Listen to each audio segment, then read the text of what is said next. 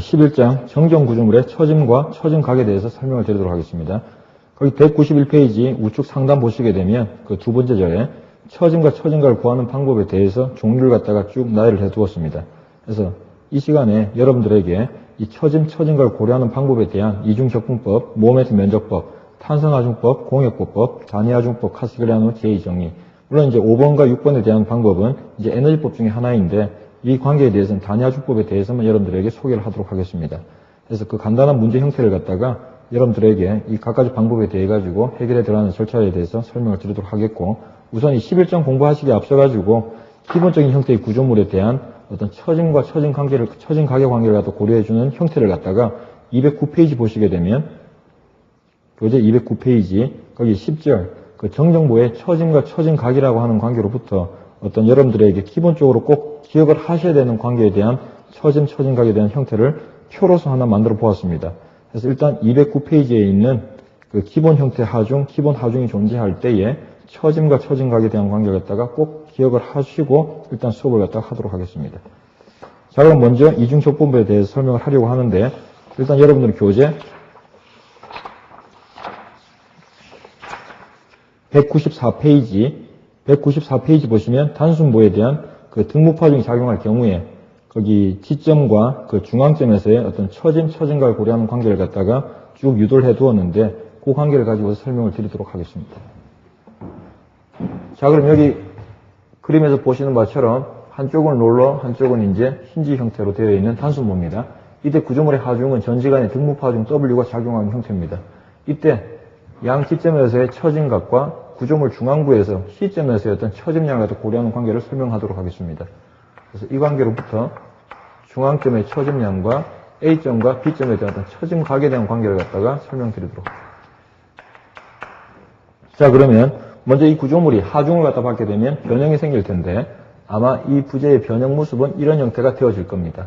이때 지금 우리가 고려하려고 하는 것은 A점과 B점에서의 처짐각과 중앙 C점에서의 처짐량을 갖다가 지금 고려하려고 합니다. 물론 최초에는 이 부재가 직선 부재였는데 외력 W를 받은 연후에 부재의 움직임이 이렇게 유발이 되었다는 얘기겠죠. 이때 C점의 움직임은 여기 있던 절점이 1위로 옮겨왔습니다. 그래서 이렇게 외력을 받은 다음에 어떤 절점이 이동한 이 변이만큼을 갖다 우리는 뭐라고 그래요? 처짐량이라고 합니다. 물론 요걸 갖다가 지금 Y 서브 C라고 그럴까요? 이때 일반적으로 구조물의 하중은 위에서부터 밑으로 작용하는 하향 하중 일반적인 경우이기 때문에 이처럼 처짐 방향은 하향 처짐이 생기게 되면 양의 처짐으로서 고려를 합니다. 물론 상대적으로 어떤 부재가 상향으로 솟는 형태가 되게 되면 이때 처짐은 음의 방향이라고 생각하시면 되겠습니다. 그 다음에 처짐각에 대한 얘기는 최초에 여기 A점을 갖다 하나 고려할 때 최초 변형 전 A점을 지나는 접선을 고려하게 되면 변형전은 원래 이 부재가 직선제였기 때문에 직선상의 하나의 절점이 될 겁니다. 그 다음 노란 곡선에 있어가지고 B점, A점을 지나는 접선을 고려하게 되면 이제는 곡선상의 하나의 절점 A점에 대한 접선을 고려하게 되면 이런 형태가 될 겁니다. 그래서 동일점에 대해서 변형 전, 변형 후 그 절점에 대한 접선을 고려했을 때 이것만큼의 어떤 접선의 차이값을 갖다 생각할 수 있는데 요 변형 전, 변형 후 동일점에 대한 접선 요 사이값 크기만큼을 갖다가 그 절점에 대한 처짐각이라고 정의를 합니다. 물론 B점에 대해서는 변형 전 역선 역시 직선상의 하나의 절점이 될 거고 변형 후는 이 곡선상의 하나의 절점 요 B점에 대한 접선을 고려하게 되면 다음과 같이 B점의 변형 전, 변형 후의 어떤 접선 어떤 관계를 고려할 수 있는데 이때 요 사이각만큼을 갖다가 우리는 B점의 처짐각이라고 정의를 합니다. 이때 돌아가는 어떤 회전각을 보게 되면 결국 A점에 있던 알갱이는 외력을 받은 다음 이렇게 시계 방향으로 회전각이 유발되었다고 생각할 수가 있고 B점은 외력을 받은 다음 이와 같이 반시계 방향으로 어떤 회전각이 유발됐다고 볼 수 있는데 일반적으로 처짐각에 대해서는 시계 방향으로 유발되는 처짐각을 양의 처짐각으로서 반시계 방향으로 유발되는 처짐각을 갖다가 음의 처짐각으로서 고려를 많이 합니다. 그래서 간단하게 여기에서 처짐에 대한 어떤 방향, 그 다음에 이때 부호, 처짐각에 대해서 어떤 방향, 부호 관계를 갖다가 간략히 설명을 드렸습니다. 자, 그럼 이 관계로부터 이제 모멘트, 이중적분법 관계를 갖다 적용하려고 하는데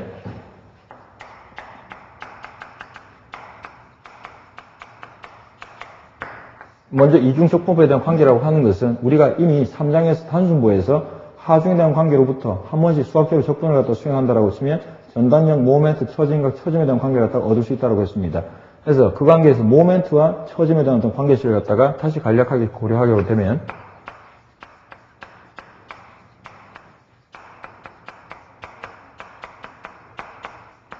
이미 이러한 관계가 잘 성립한다는 것을 갖다가 우리는 잘 알고 있습니다.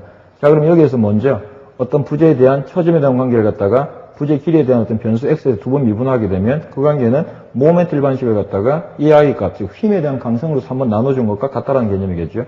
물론 여기서 먼저 고려해야 될 것은 이러한 부재에 대해서 임의의 x만큼 떨어진 절점 위치에서 내력 모멘트를 고려한다라고 치면 이미 그 관계 3장에서 다 유도가 되었던 걸로 알고 있는데 이 모멘트에 대한 일반식은 결국 2분의 w lx 마이너스 2분의 wx 제곱이라는 관계로서 이미 알고 있다는 얘기입니다.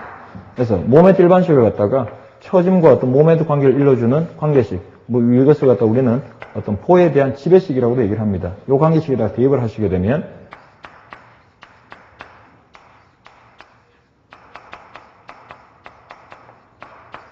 여기 마이너스 텀이 있으니까 그 관계를 갖다 미리 고려했다라고 치면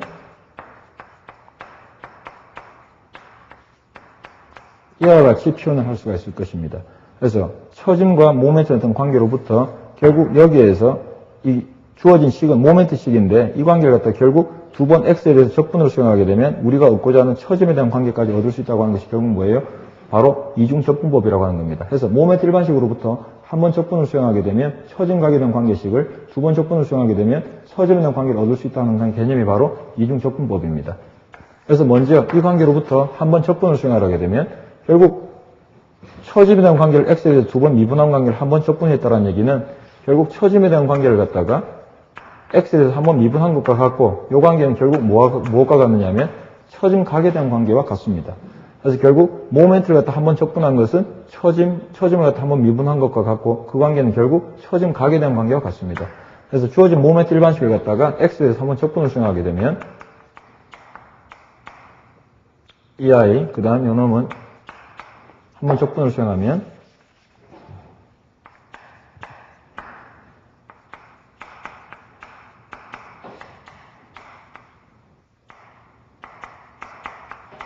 한 번 적분을 했기 때문에 뭐가 나와야 되죠? 적분상수가 하나 고려가 되어질 겁니다.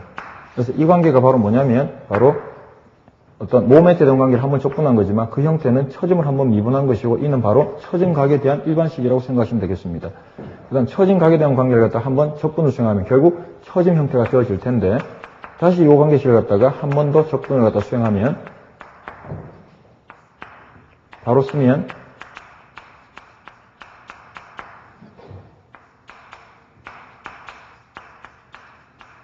아까 적분 한번 수행해서 나온 C1 다시 한 번 더 적분을 수행했기 때문에 적분상수가 하나 더 나올 겁니다. 그래서 이처럼 모멘트 관계식으로부터 두 번 어떤 적분 연산을 갖다 수행함으로써 한 번 하면 처짐각, 두 번 하면 처짐 이와 같이 전체적 구조물에 유발되어진 어떤 변형 모습인 결국 이 Y라고 하는 처짐식은 전 노란 곡선에 어떤 함수식을 갖다 나타내는 것 같은데 이 관계를 갖다가 바로 찾아 들어가는 것을 갖다 우리는 이중적분법이라고 합니다.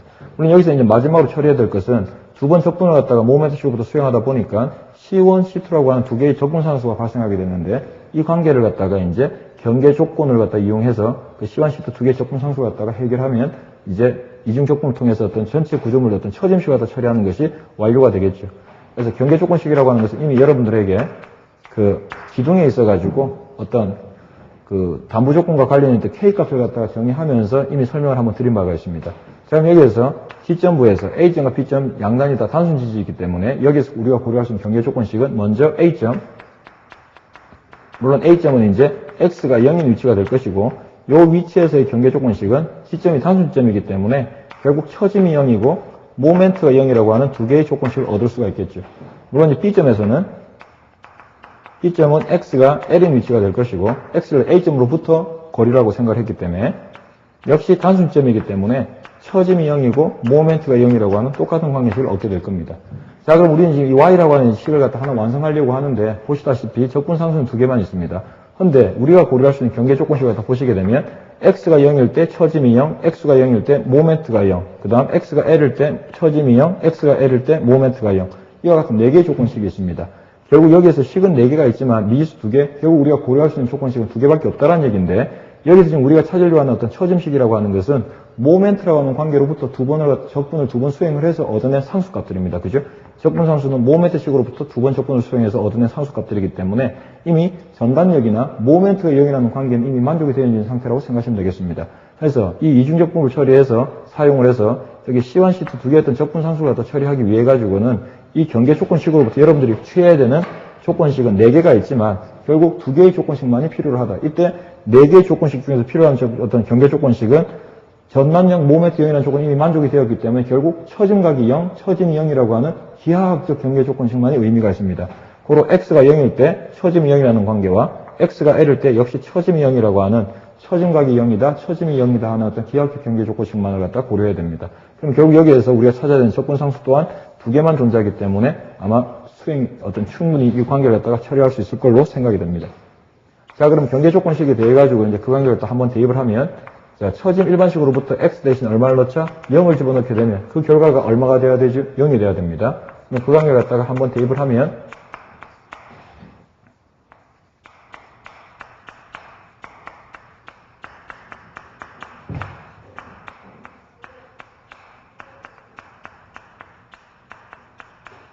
결국 이 전체 결과가 0이 돼야 되는데, 보다시피 x값이 다 l 0을 집어넣다 보니까 모든 텀들이 다 0으로 소거가 되고 C2만이 남아있죠.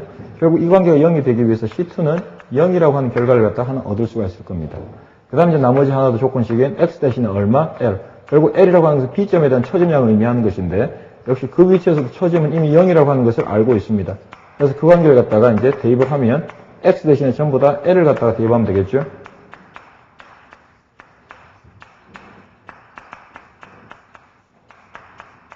C2는 0이니까 결국 이 전체 결과 역시 뭘 갖다 만족해야 돼요?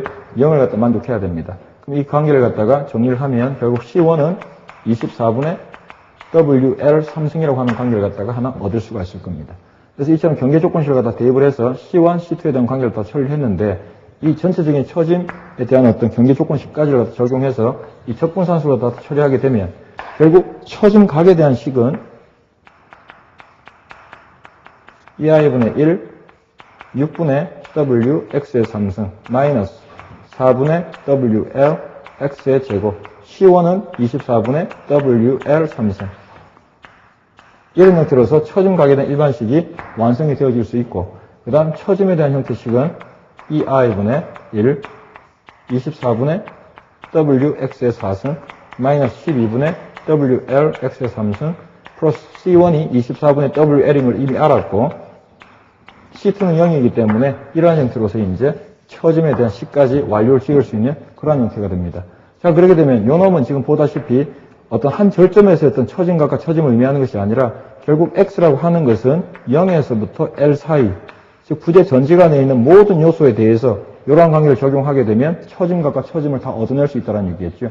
그래서 이처럼 이 이중적분에 대한 관계는 모든 어떤 부재에 대한 모든 절점에 대한 처짐각을 얻기 위해서는 어떤 유용할 수 있고 전체적으로 또 구조물의 어떤 거동을 판단하기에도 유용한데, 아마 기사 문제에서는 한 개 절점에 대해서 처짐각에 대한 관계를 고려하는 것들이 일반적인 문제이기 때문에 보다시피 모멘트 일반식으로부터 한 번 적분의 처짐각에 대한 식, 두 번 적분해서 처짐에 대한 식, 그 다음 두 번 적분하는 과정에서 적분선 두 개가 발생하게 되는데, 이를 경계 조건식을 고려해서 적분선 두 개를 처리한 다음에 전체 요놈은 부재에 대한 처짐각과 처짐에 대한 일반식이기 때문에 다시 문제에 주어진 어떤 임의 위치, 그 설정된 위치에 대한 어떤 변수 x를 갖다가 대입을 함으로써 최종적으로 결정할 수 있는 그러한 형태의 문제가 됩니다.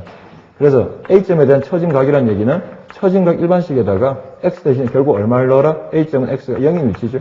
그래서 그 관계에다가 결국 처짐각에 대한 식에다가 다 대입을 하게 되면 결국 A점의 처짐각은 24 2i분의 WL 3승이 되고, 다시 처짐 C점에 대한 처짐은 결국 처짐에 대한 일반식에다가 x 대신에 2분의 l을 대입하게 되면 되는데, 이때 아까 찾은 그 처짐의 일반식으로부터 2분의 l을 갖다 다 대입을 하게 되면 이 결과가 384 2i분의 5WL 4승이라는 결과를 얻게 됩니다. 물론 이제 교재에 다 그 대입을 해서 풀어 들어가는 절차에 대해서는 여러분이 책에 다 수록이 되어 있기 때문에 바로 결과를 적었는데, 이처럼 이중적법을 적용하게 되면 전체 어떤 식에 대한 구조물에 대한 처짐각에 대한 일반식을 얻을 수 있다는 장점이 있지만, 기사 문제에서는 한 개 절점에 대해서만 처짐각에 묻는 형태가 일반적인 경우이기 때문에 아마 시험 문제에서는 크게 어떤 반영은 안 될 거로 생각이 됩니다. 하지만 간혹 가다가 이 이중적분에 대한 얘기를 갖다가 시험 문제에서 가끔 묻기 때문에 어떤 그런 경우까지 다 처리할 수 있도록 하기 위해서 한 번쯤은 꼭 풀어볼 만한 어떤 가치가 있기 때문에 제가 소개를 드린 겁니다. 그래서 간단하게 이중적분에 대한 얘기는 이렇게 마치도록 하고, 그 다음 여러분들 교재 거기 195페이지 모멘트 면적법에 대한 일반적인 어떤 정리와 이제 그러한 경우 이 모멘트 면적법이라고 하는 것을 갖다가 정의를 잘 이해를 하셨다라고 치면 어떤 구조물에 이러한 어떤 그 처짐을 고려하는 방법을 적용하는 것이 효과적일까 그런 얘기를 갖다가 이제 설명드리도록 하겠습니다. 여러분들 일단 195페이지에 있는 교재를 갖다가 보시도록 하면 됩니다.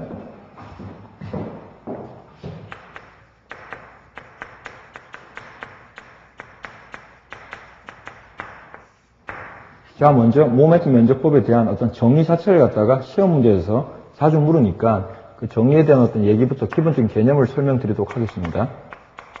자, 이와 같은 구조물의 하중은 임의의 하중이 존재한다고 가정을 합시다.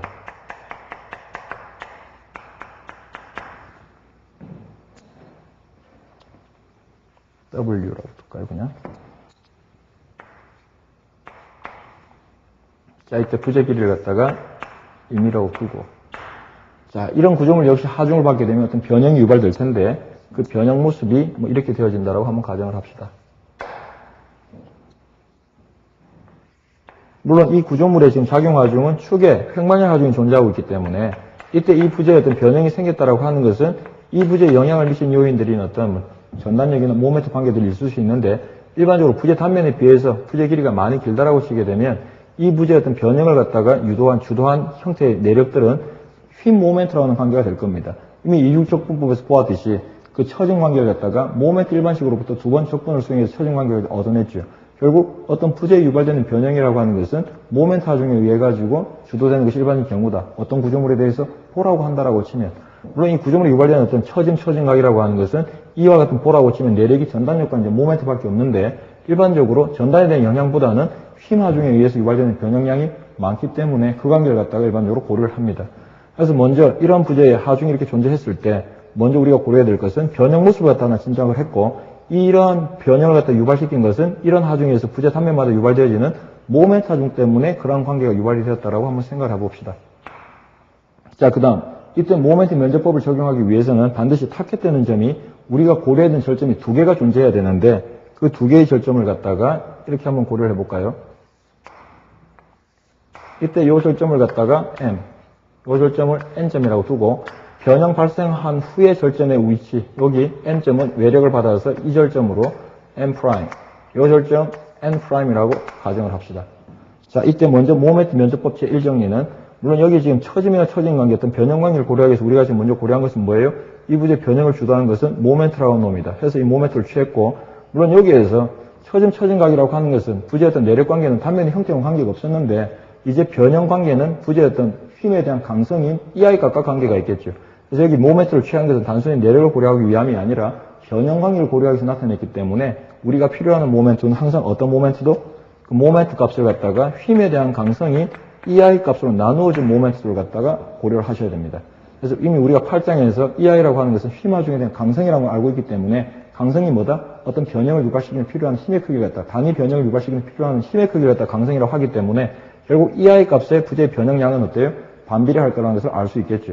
그래서 여기서 필요한 모멘트는 변형량을 고려하기 위함이고 이 변형량은 휨에 대한 강성인 부재의 어떤 면적이라든지 그 다음에 연계수값, 재료 물성치와 관계가 있을 거기 때문에 그 휨에 대한 강성인 EI 값을 나눠준 모멘트를 갖다 취했습니다. 자, 이때 M점은 M'으로 N점은 N'점으로 옮겨왔는데 이때 변형 생긴 후 각각 M'점을 지나는 접선과 역시 N'을 지나는 접선을 하나 고려를 해봅시다. 이때 타겟되는 두 절점에 대한 접선, 변형 후의 접선에 대한 사이 교각의 크기를 세타 MN이라고 두었다라고 치면 이 두 변형 생긴 후의 절점의 접선의 사이각 세타 MN은 그 두 점 사이에 끼어있는 모멘트도를 EI로 나누어준 이 면적의 크기와 같습니다. 그래서 이것을 갖다 우리는 모멘트 면적법 제1정리라고 정의를 하고 자, 세타 MN은 결국 그 두 절점 사이에 껴있는 모멘트의 면적 간단하게 적도록 하겠습니다. MN점의 사이에 껴있는 EI분의 M도의 면적입니다. 그 다음 모멘트 면적법 제2정리는 먼저 여기 변형 생긴 후 N'점을 지나는 접선에 대해서 변형 생긴 후 N'점으로부터 요 접선까지 내려간 길이값 요 길이를 갖다가 Y, N, M이라고 둘까요? 요 길이값은 모멘트 그 두 절점 사이에 껴있는 EI분의 모멘트 면적으로부터 여기 길이값을 내려 그은 그 절점을 지나는 축에 대해서 결국 N점을 지나는 축에 대해서 주어진 단면 사이에 껴있는 면적에 대한 도심의 위치가 여기라고 가정됐다라고 치면 그 절점까지 이르는 1차 모멘트를 갖다가 의미하는 것과 같습니다. 이걸 갖다가 XN 서브에 바라고 둘까요? 자, 그러면 요 길이값은 두 절점 사이에 껴있는 면적 N점을 지나는 축에 대한 1차 모멘트와 같다. 이렇게 둘까요? 이게 바로 모멘트 면적법 제2정리가 됩니다. 물론 N'점을 지나는 접선에 대해서 상대 타겟인 N'점으로부터 그 접선까지 내려 그은 직선 길이 이 길이를 갖다가 YMN이라고 두었다라고 치면 그 관계는 역시 두 절점 사이에 껴있는 EI분의 모멘트도에 대해서 M점에서부터 여기 연직거리를 갖다 고려했기 때문에 M점을 지나는 축에 대한 1차 모멘트를 취하시면 그것이 바로 YMN이라고 하는 관계를 얻을 수가 있습니다. 그래서 처음에 두 절점 사이에 껴있는 접선의 사이 교각은 두 절점 사이에 껴있는 EI분의 모멘트 면적과 같다라고 하는 것이 모멘트 면적법 제1정리. 그 다음 두 절점의 사이 변형 후로부터 먼저 N'점을 지나는 접선에 대해서 상대 절점인 N점에서부터 내려 그은 직선의 길이값은 그 두 절점 사이에 껴있는 EI분의 모멘트로부터 요 직선을 내려 그은 절점을 지나는 축에 대한 1차 모멘트 값이 요 길이값만큼이 되고 역시 여기 N점을 지나는 접선에 대해서 상대 타켓 N점에서부터 어떤 직선을 내려 그었을 때 그 길이값은 그 축에 대한 사이에 껴있는 면적에 대한 1차 모멘트라고 하는 것이 각각 모멘트 면적법 제2정리가 되겠습니다. 그런데 보시면 알겠지만 제가 처음 이중적부부에서 소개해드린 것처럼 여기에서 결국 M점의 처짐이라고 하는 것은 이 길이값 최초의 부재축으로부터 변형생긴 곡선이 요거 놈이니까 M점의 처짐은 이것이 되고 N점의 처짐은 역시 요 길이값이 될 겁니다. 근데 모멘트 면적법 제2정리를 적용해서 우리가 고려하는 YMN, YNM이라고 하는 것들은 상대 변형 생기는 접선에 대해서 상대 변형을 갖다 고려하고 있는 거죠. 그 다음에 모멘트 면적법 제1정리도 보시게 되면 두 접선, 변형 생기는 접선의 사이각을 갖다 세타 MN이라고 두고 그 접선에 대한 사이 교각을 찾고 있는데 궁극적으로 우리가 찾아야 되는 M점의 처진 각은 변형전은 M점이나 N점이나 전부 다 일직선상에 존재하는 절점들이기 때문에 어떤 접선의 변화가 없고 N점 변형 생기는 요 점의 접선과 최초의 접선 요 놈을 갖다가 수직으로 평행형시켰다라고 치면 요 길이만큼이 결국 N점의 처진각이 돼야 되면 요 각만큼이 결국 요 직선을 갖다가 평행시켰다라고 치면 요 절점의 처진각은 요 사이각이 돼야 될 거란 얘기입니다. 결국 여기서 우리가 구하고 있는 세타 MN이라고 하는 것은 실질 우리가 고려해야 되는 M점의 처진각과 N점의 처진각의 사이라고 생각하시면 되겠죠. 여기에 처진각이 세타 M, 여기 처진각은 세타 N인데 이 처진각은 반시계 방향으로 돌아가니까 마이너스 값이 될 테니까 절대치는 합의 형태로 지금 표현이 되고 있는 겁니다. 이처럼 보다시피 모멘트 면적 관계를 보시게 되면 타겟되는 두 절점에 대한 변형이 생긴 후에 상대 처진각을 구하는 관계가 이처럼 모멘트 면적법 제1정리가 되고 상대 변형을 고려하는 관계가 바로 모멘트 면적법 제2정리가 된다는 얘기입니다. 결국 우리가 지금 궁극적으로 찾고자 하는 것을 직접 찾는 게 아니라 상대 처짐량, 상대 처진각을 구하고 있다는 것을 알 수 있죠.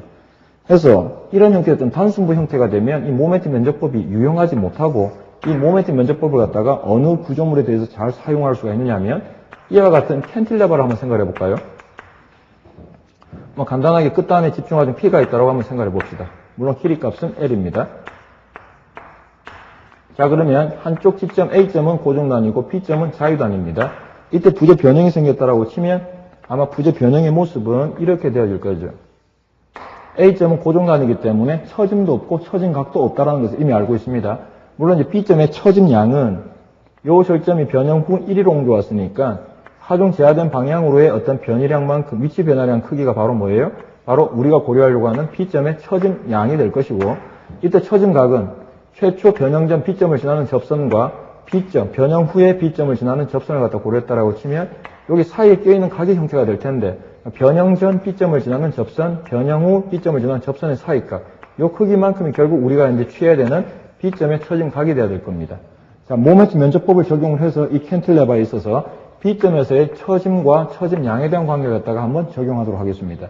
자, 먼저 이 부재 보에 대해서 유발되는 변형량은 뭐가 주도했다? 모멘트가. 그래서 먼저 BMD를 갖다가 그려두신 연후에 EI 값으로 나누게 되면 이와 같은 모멘트 면적을 얻을 수가 있을 겁니다.